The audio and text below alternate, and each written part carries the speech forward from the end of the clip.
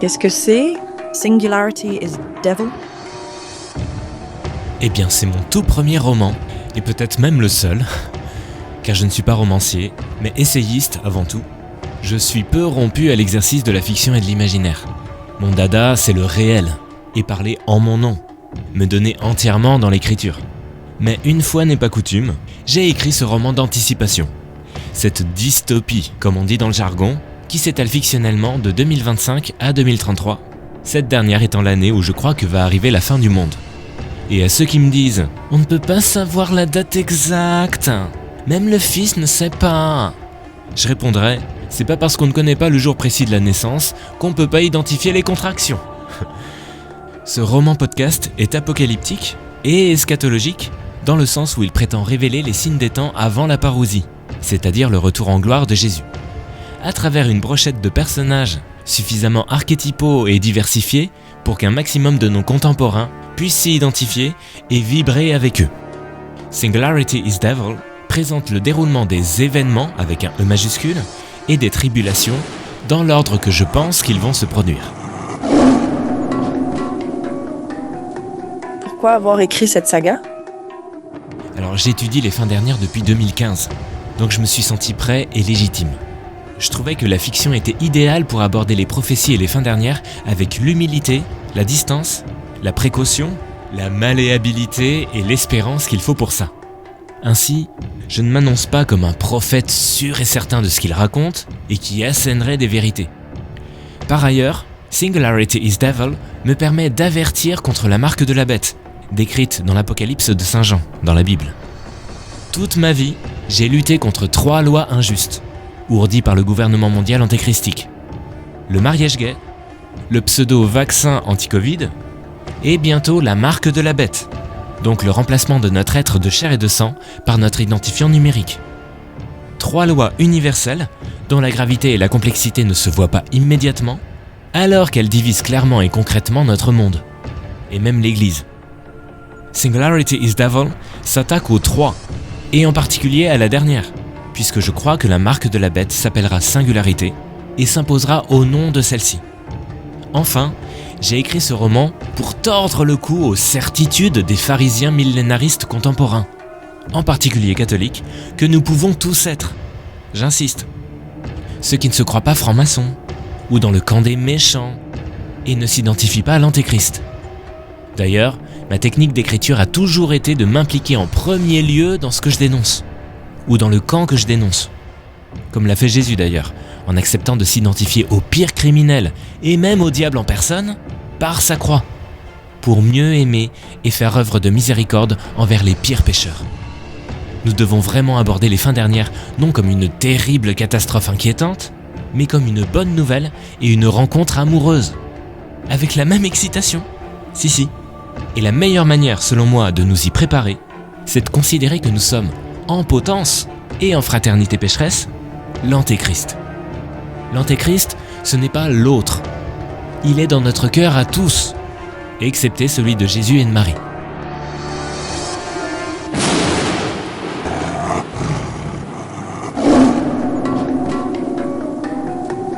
Quelles ont été vos sources, vos influences? Il y a 4 ouvrages de référence pour moi, qui à coup sûr ont été le déclic. Le Père Elijah, de Michael O'Brien, Le Maître de la Terre, de Robert Hugh Benson, Le court récit sur l'Antéchrist, de Vladimir Soloviev, et concernant les films, Le Jésus de Zeffirelli, Le Jésus de mon enfance. Et puis par ailleurs, il y a eu les événements de ma vie, les voyages notamment et les rencontres. Voyage au Liban, en Italie, en particulier à Padoue et à Rome, en Côte d'Ivoire, à Abidjan précisément, en Angleterre, à Londres, en Espagne, Madrid et Barcelone, au Pérou, à Lima et à Cusco. Dans les épisodes du roman, je fais clairement référence à des événements que j'ai vécus. Le concert de Mylène Farmer par exemple, le tirage de cartes avec une voyante, le spectacle de mentalisme de Victor Vincent, au théâtre de la Tour Eiffel, une conférence du cardinal Sarah que j'ai entendue à Maison Laffitte, une audience papale du pape François sur la place Saint-Pierre que j'ai entendue en live, etc., etc. Et puis concernant les personnages de Singularity is Devil, certains amis ou personnalités réelles m'ont clairement servi de modèle.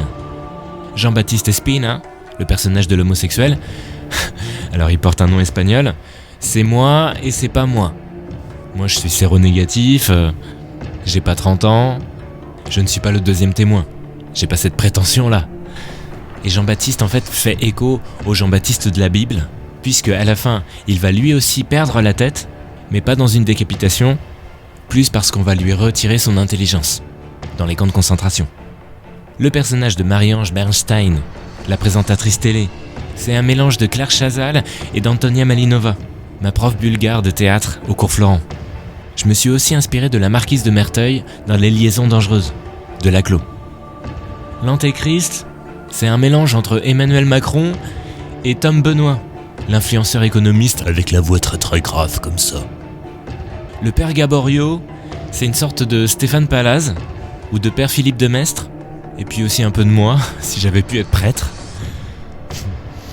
Le père Christophe, son meilleur ami prêtre, c'est clairement Philippe Rittershaus, que je salue au passage. L'épisode de la course-poursuite à Clichy, c'est vraiment quelque chose qu'a vécu Abdel, mon coloc marocain musulman. Et Ousmane, le personnage du terroriste djihadiste, c'est en référence à Oudaifa, un de mes élèves que j'ai eu en classe de 3e au collège Les Pyramides à Évry. Et il y a un petit peu de tous mes élèves maghrébins que j'ai eu en cours. Le personnage de Lilou, c'est une ancienne élève de terminale L au lycée Jacques Prévert de Longjumeau pendant ma dernière année d'enseignement en 2012 et qui s'appelle Manon, qui m'a inspiré. Lilou, c'est un mélange de intello, bobo, roots. C'est exactement Manon. Le papa fictionnel du père Gaborio, j'ai clairement pensé à mon père. Le docteur Piala, c'est Philippe Juvin, le médecin de plateau, qui me l'a inspiré. Le cardinal ivoirien Désiré Séka n'existe tout simplement pas et ne renvoie malheureusement à aucun modèle existant, pour la bonne et simple raison que je n'admire aucun cardinal ni évêque actuel. Ils sont tous à pleurer de nullité ou de lâcheté.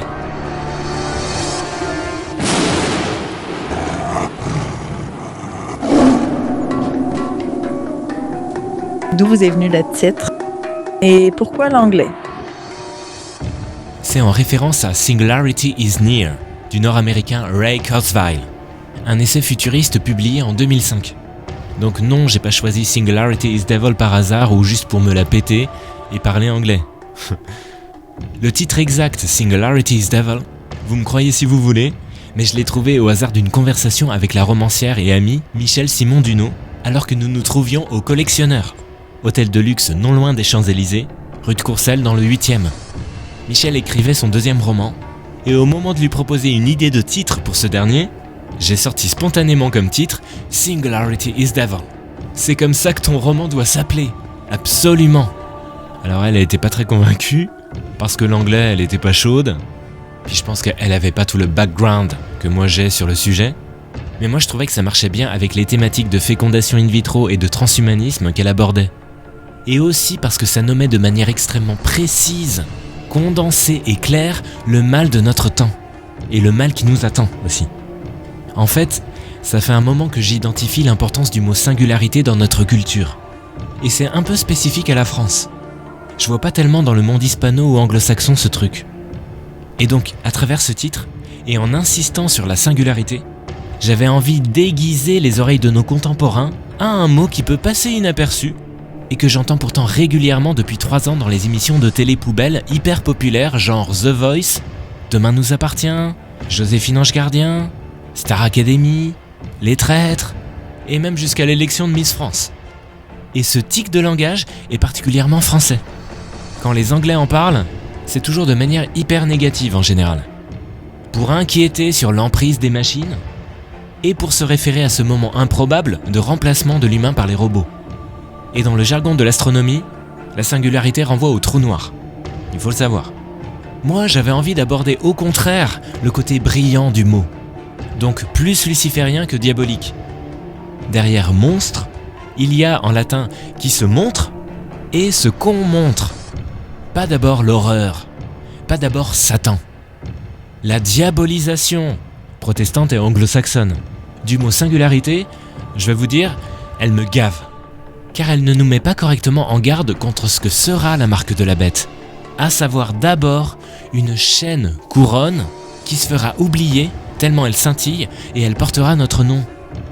Quand le mot singularité sort dans la bouche des Français, et en particulier de ceux qui sont en loge, télévisuelle et cinématographique, elle est toujours en lien avec une marque positive et glorieuse, une signature personnelle inviolable et originelle, une originalité puissante et rebelle, même rebelle contre elle-même. Une originalité qui nous rendrait tous créateurs de nous-mêmes, tous divins, envers et contre tous. Alors qu'en fait c'est un marquage de troupeau. Et quand le mot singularité sort, il est aussi toujours en lien avec un monstre ou un animal, technologisé, gentil autant que triomphant, imparable et immortel. Une sorte d'animal totem qui serait notre avatar.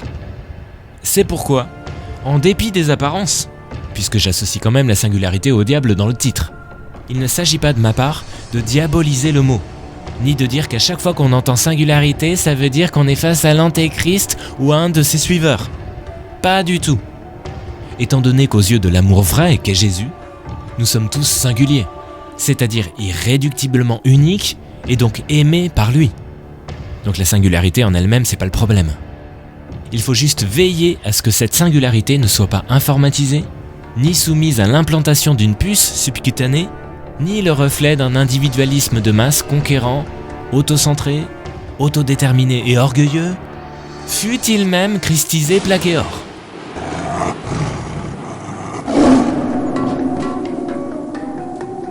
Quelle est l'histoire de l'écriture de ce podcast? Je l'ai écrit en 1 an, principalement en 2024. Il est composé de 57 épisodes en tout. Ça démarre avec la naissance de l'Antéchrist et ça finit avec la parousie. Zorro est arrivé avec une dizaine de personnages principaux, souvent hauts en couleur, et je l'ai écrit assez vite.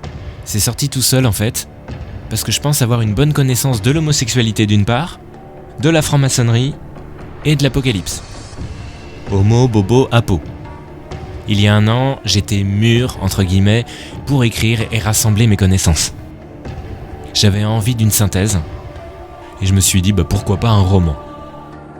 Et en ayant assisté à un atelier d'écriture organisé à la Maison des Mots, juste à côté de Saint-Michel, dans mon quartier dans le 5e, et en voyant les merdes, excusez-moi, écrites par des prétendus romanciers bobos, j'ai arrêté de penser que le roman n'était pas fait pour moi. J'ai arrêté de m'excuser et de considérer que je ne pouvais pas écrire moi aussi un roman. Parce que ce que j'avais écrit et que j'ai gardé pour moi, c'était largement mieux que les 5 ou 6 lectures qu'on nous a fait entendre. La rencontre avec Michèle Simon-Duno à Saint-Roch a été aussi un déclic. Le fait qu'elle écrive aussi bien et pourtant bourrée de fautes d'orthographe, ça m'a décomplexé. Elle écrit mieux que moi, mais plus mal que moi. Donc, je pouvais y aller.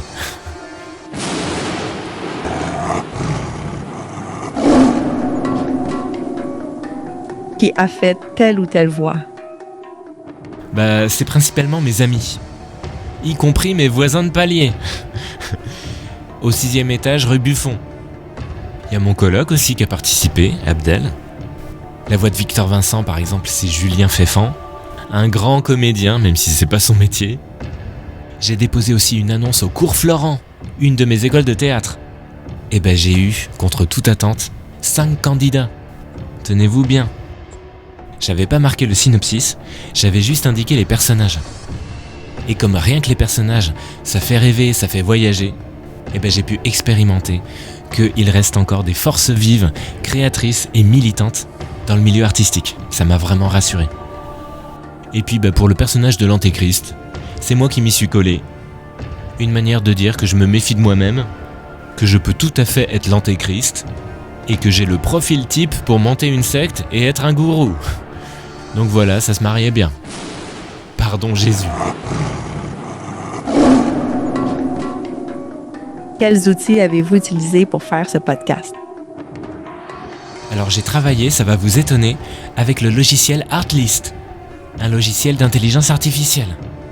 J'ai pas trouvé beaucoup de voix, il y en avait qu'une qui me plaisait, et qui s'appelle Charmed, et ça avait tout son sens d'utiliser cette voix vraisemblable pour les épisodes qui concernaient spécifiquement l'Antéchrist. Parce que c'est lui la bête technologique, et l'image de la bête. Après, pour les autres personnages et pour le narrateur, il me fallait des êtres humains réels. Parce que tout ce qui est sentiment intérieur, second degré, la tendresse, l'ironie, la prière, la vie intérieure, l'exagération, la perversité, l'autoritarisme, tout ça c'était pas dans la palette des voix stéréotypées qui étaient proposées. Par ailleurs, mon expérience de monteur pour mon documentaire Les Folles de Dieu m'a beaucoup aidé. Et puis je travaille avec mon amie Eline.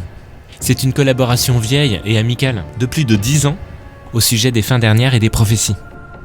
C'est elle qui relie mes travaux et qui m'aide à voir le caractère prophétique des anges de la télé-réalité et de toutes les dopes télévisuelles qu'on peut voir. Elle a relu par exemple Les Bobos en vérité ou Homo Bobo Apo, 2 de mes anciens ouvrages où je commençais à étudier l'eschatologie.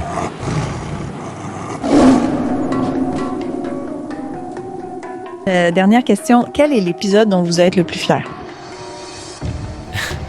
Eh bien, j'aime particulièrement la romance amoureuse entre les 2 adolescents, Lilou et Matteo, de Singularity is Devil, parce que je trouve que c'est drôle, frais, et ça donne envie de pleurer de beauté et de rire. C'est vraiment tout ce que j'aime. Alors, je n'ai pas la prétention de créer l'amour, mais au moins d'avoir un peu créé la sensation d'amour. C'est déjà pas mal. Ouais, j'ai hâte que vous entendiez les épisodes de Lilou, personnage qui inconsciemment m'a été donné par mon amie rockeuse Stéphanie Bach, qui s'appelait jadis Lilou Bach. C'est peu ou prou son histoire en fait. Il y a des parallèles entre les deux.